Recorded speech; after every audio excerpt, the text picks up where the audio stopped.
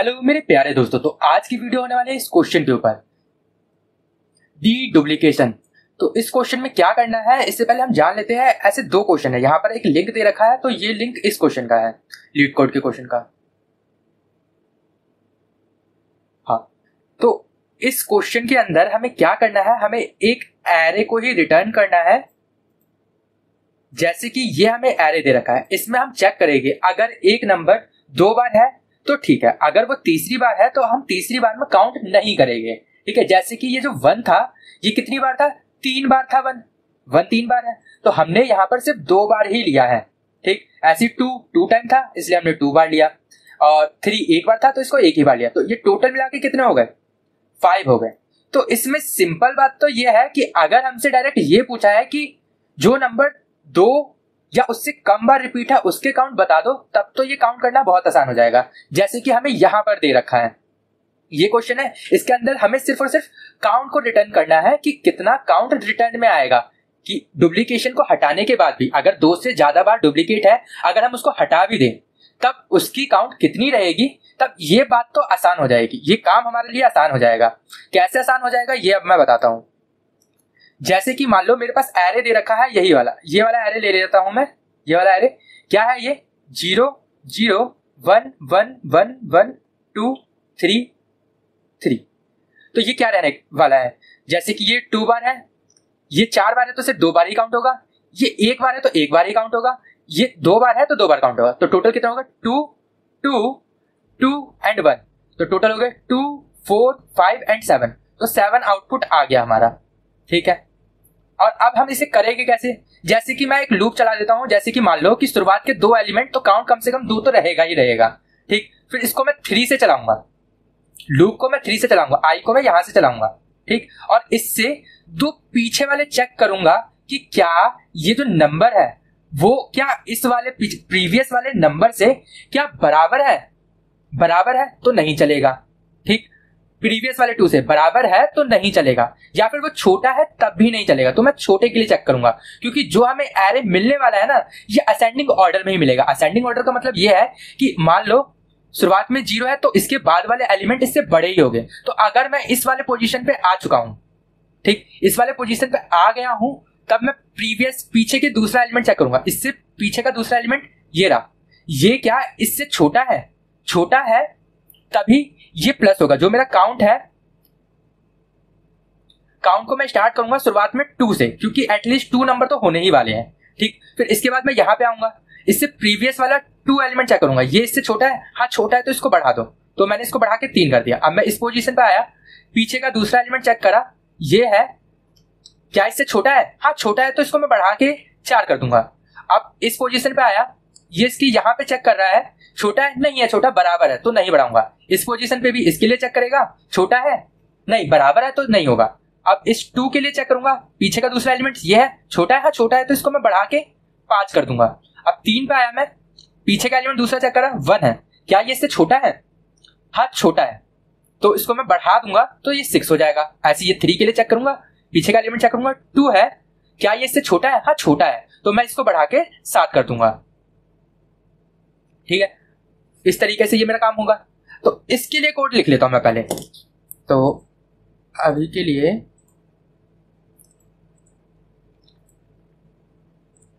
एक मैं इनपुट बना, पहले मैं कोड ही लिख लेता हूं,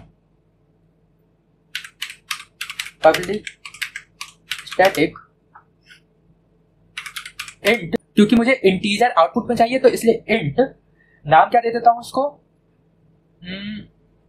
कुछ भी नाम दे देते हैं, मान लो आंसर दे देता हूं। ठीक है, ये एक एरे लेके आएगा,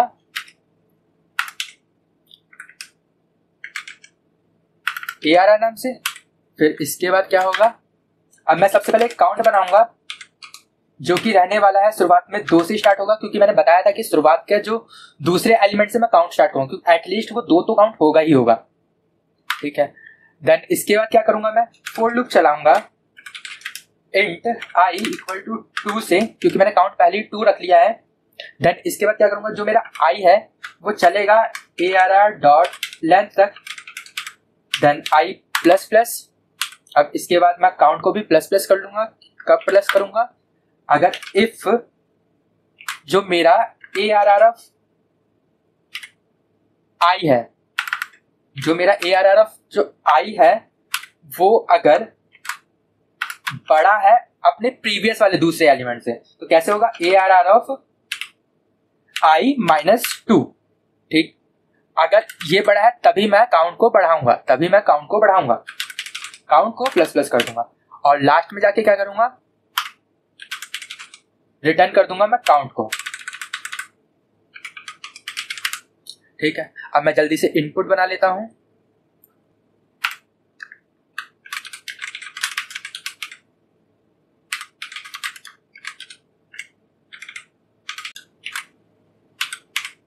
ये इनपुट बन चुका है। अब मैं क्या करूंगा, एरे को ले जाऊंगा और आंसर निकालूंगा। तो एरे को ले जाने के लिए यहां पर प्रिंट करना मेरे को आंसर, system.out.print, ये आंसर नाम का मेरा फंक्शन चलेगा जो कि ARR को ले जाएगा और प्रिंट कर देगा। अब मैं इसको रन करता हूं।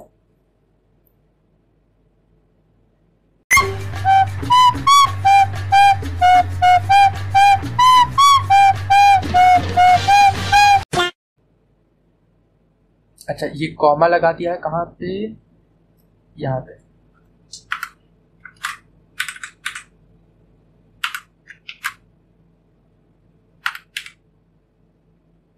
ये सर्कुलर ब्रैकेट लग गया था, यहाँ पर स्क्वायर ब्रैकेट लगेगा। अब रन करते हैं।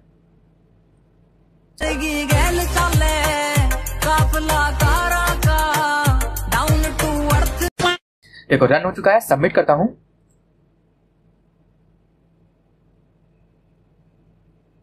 सबमिट भी हो चुका है। तो अभी के लिए मैं बात करूं तो इस कोड को सॉल्व करने के लिए क्या हुआ है, टाइम कॉम्प्लेक्सिटी कितनी ली है इस कोड ने।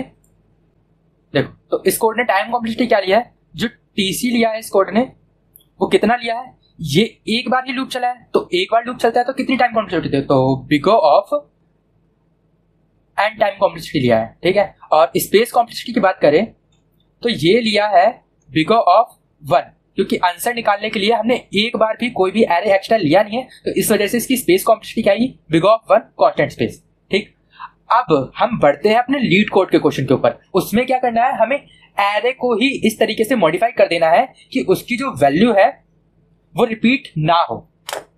तो जैसे कि मैं यहां पे आता हूं, यहां पर मुझे देखो ये जो है ना, इसको ऐसे ही छोड़ देना है। एंड यहां से देखो ये 4 बार है, सिर्फ 2 बार ही देना है। ये एक बार है तो एक ही बार देना है, ये 2 बार है तो 2 बार ही देना है। लास्ट के 2 डिजिट खाली हो गए तो मुझे ये लास्ट के 2 डिजिट खाली ही छोड़ने हैं। तो इसको किस प्रकार करेंगे, इसको समझा देता हूं। इसके लिए मैं क्या करूंगा, देखो एक मैं IDX बनाऊंगा जो कि शुरू होगा 0 से। ठीक है, अब क्या करता जाऊंगा कि जो मेरा IDX है वो क्या करेगा, ये तभी प्लस होगा जब इसका जो प्रीवियस एलिमेंट है, जो जो इंडेक्स, देखो एक ये एरे है, मान लो एग्जांपल के लिए यही वाला लेते हैं, 1 1 1 2 2 3। ठीक, जो IDX है ये स्टार्ट होगा मेरा 0 से, एंड जो I है वो शुरू होगा 0 से। तो शुरुआत में I मेरा इस पोजीशन पे रहेगा। ठीक, नॉर्मली क्या होगा, मैं एरे को मैनिपुलेट करूंगा तो यहां पर स्टोर करता जाऊंगा। I मेरा इस पोजीशन पे है, अगर ये जो मेरा I है वो अगर 2 से छोटा है तो IDX को इसकी वैल्यू दे दो और IDX को बढ़ा दो। तो इंडेक्स 0 पे पहुंचा दो I की वैल्यू, जो भी I की वैल्यू है 1 को दे दिया। ठीक है, अब इसके बाद क्या करूंगा, इसको मैंने बढ़ा दिया, 1 हो गया, इसको मैंने बढ़ाया तो ये 2 हो चुका है। ठीक है, अब 2 नहीं, ये 1 हो गया है, ये अभी 1 हुआ है। ठीक है, I मेरा बढ़ के यहां पे आ चुका है, इस वाली पोजीशन पे आ चुका है। और जो मेरा अभी भी ये देखो I 1 है, ये अभी 2 से छोटा है, 2 से छोटा है तो फिर से मैं इंडेक्स वाले नंबर को पहुंचा दूं। तो इंडेक्स नंबर 1 पे स्टोर हो जाएगा I की वैल्यू, मतलब कि ये वाली वैल्यू स्टोर हो गई, ये वाली वैल्यू स्टोर हो गई। देन मैंने फिर से इसको बढ़ा दिया, ये हो गया 2 और ये हो गया मेरा 2। तो I बढ़ के यहां पे आ चुका है। अब मैं चेक करूंगा, कि जो मेरा इंडेक्स है इससे -2 मतलब 2 कहां पहुंचे, 0 पे, 2 माइनस कर दिया। अब 0 का एलिमेंट जो इंडेक्स नंबर जो मेरा नया बन रहा है, ठीक है, इसके 0 एलिमेंट पे कौन सा नंबर स्टोर है, 1 है। और जो अभी आई है, करंट पोजीशन आई की, ये कौन सा नंबर है, 1 है। ये दोनों क्या है, सेम है, ठीक है। अगर छोटा हुआ तभी मैं यहां पर पुट कराऊंगा, अगर छोटा नहीं हुआ तो मैं इसको पुट ही नहीं कराऊंगा, ठीक है। तो ये अभी के लिए स्टोर नहीं होगा और इंडेक्स की वैल्यू बढ़ेगी नहीं, बस मेरा जो आई है ये लूप की वजह से बढ़ के 3 हो जाएगा। तो मेरा आई यहां पर आ चुका है और अब मैं चेक करूंगा, फिर से ये 2 है, 2 में 2 माइनस करेंगे क्या आ जाएगा, 0। तो 0 इंडेक्स पे क्या है, 1 है। अभी आई की वैल्यू क्या है, 2 है। तो इस केस में क्या होगा, 2 को मैं स्टोर कर लूंगा इंडेक्स और इसको मैं बढ़ा दूंगा, बढ़ा दिया तो ये 3 हो गया। देन अब मैंने फिर से यहां पे किया, आई मेरा यहां आ चुका है 4 पे आ चुका है।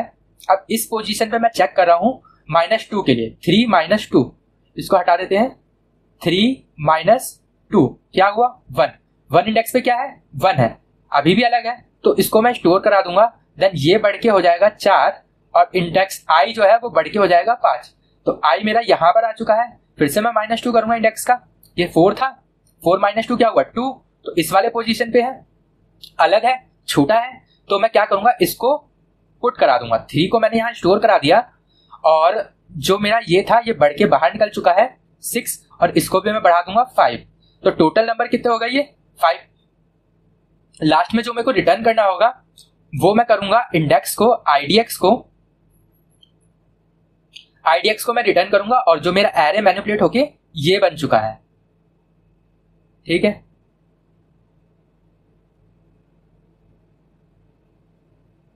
एरे ये बन चुका है, ठीक है। तो बस मैं इसी चीज को कोड के अंदर करूंगा। तो देखो कैसे होगा। सबसे पहले मैं इसके नाम को चेंज करके ARR कर देता हूं। अब यहां पर जो मैंने पहले कोड लिखा था ये वाला, इसी को सेम ले आता हूं, थोड़ी सी चेंजेस करूंगा। जैसे कि मैंने अभी बोला था, इसको मैं IDX रखूंगा और ये स्टार्ट होगा कहां से, 0 से, तभी तो ये नंबर को स्टोर कराएगा। और ये अब 0 उसको रख दिया तो इसको भी मैं 0 रख दूंगा। और एक कंडीशन मैं यहां लगा दूंगा कि अगर मेरा जो आई है वो अगर 2 से छोटा है तो इस केस में क्या कर दो, इसको बढ़ा दो, इंडेक्स को बढ़ा दो एंड स्टोर कर दो। तो ARR of IDX plus plus, इसका मतलब IDX पे स्टोर होगा, देन वो प्लस हो जाएगा।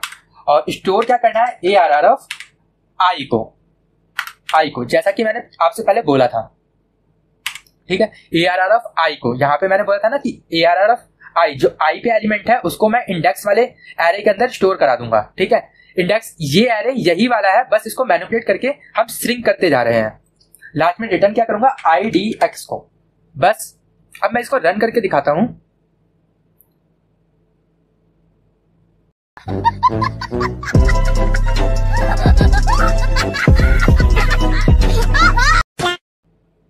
रन नहीं किया, क्या एरर आ रहा है देख लेते हैं हम। देखो एरर क्या आ रहा है, देखो यहां पर मुझे स्टोर क्या करना था, IDX पे, लेकिन यहां तो क्या है, पुराने वाला आई लिखा हुआ है, तो IDX कर देते हैं और अब इसको रन करते हैं, IDX।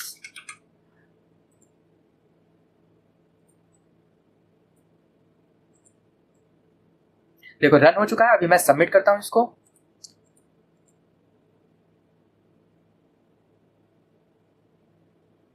देखो सबमिट भी हो चुका है। मौसम तो ऐसा लग रहा है दिल गार्डन गार्डन हो रहा है, बहुत मजा आ रहा है यहाँ पे। तो इसकी टाइम कॉम्प्लेक्सिटी क्या हुई, ये आई 0 से n तक चला है, तो इसका मतलब इसकी टाइम कॉम्प्लेक्सिटी पहले जैसे big of n and space complexity, इसको सॉल्व करने के लिए कोई भी एक्स्ट्रा एरे नहीं लिया गया है, तो इस वजह से इसकी स्पेस कॉम्प्लेक्सिटी क्या हुई, बिग ऑफ 1 कांस्टेंट स्पेस। तो आई होप ये क्वेश्चन आपको काफी अच्छे से क्लियर हुआ होगा। तो उम्मीद करता हूं कि आपको ये वीडियो काफी अच्छी लगी होगी। और रही बात इन क्वेश्चंस के लिंक की, ये जो क्वेश्चन का लिंक है डिस्क्रिप्शन में मिल जाएगा और ये जो क्वेश्चन का लिंक है इसका भी लिंक डिस्क्रिप्शन में मिल जाएगा। डिस्क्रिप्शन में आपको लिंक कौन सा मिलता है,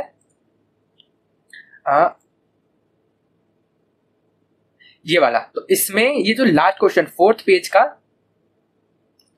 ये लास्ट क्वेश्चन है, ठीक है। इससे पहले के हम सारे क्वेश्चन कर चुके हैं और एक क्वेश्चन नहीं करवाया था मैंने, जो कि है ये वाला, ठीक है।